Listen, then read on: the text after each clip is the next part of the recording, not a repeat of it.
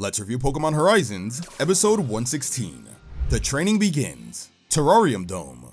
The Rising Voltaclers begin their training at Blueberry Academy, which apparently involves just beating up poor wild Pokemon for experience grinding. Right off the bat, we get the surprise return of Carmine, which was awesome.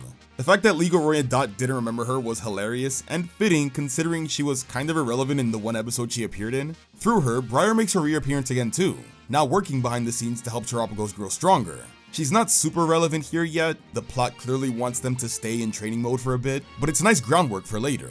What's cooler is how Carmine acknowledges the Rising Voltacler's bad reputation, something that brings Liko down. But shout out to Anne for instantly stepping up to defend her BFF. We love loyalty in this house. I love how Horizons hasn't forgotten the fallout of their public image. It adds a bit more realism to the world and reminds us what's at stake. The main focus though is Roy's training under Drayton, and it's hilarious. At first it looks like Drayton's giving him some deep character building tasks, until you realize he's just making Roy do his blueberry quest for him. That twist had me dying. It was such a fun way to tie the in-game side quest system, and it fits Drayton's chill personality perfectly.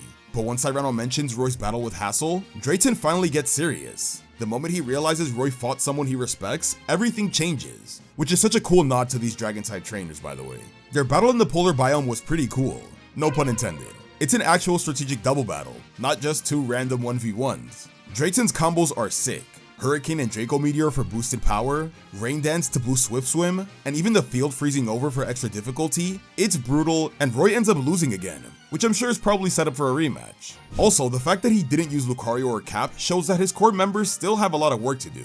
Meanwhile, Ult has his own subplot, with his classic reckless energy running off to train solo and constantly getting into trouble with wild Pokemon. Lacey's lessons about being observant and patient is perfect and exactly what he needs, but he keeps failing at it. And by the end, she challenges him to study and train properly, setting up his arc for the next episode. So overall, this was a fun start to the training, and I'm looking forward to more.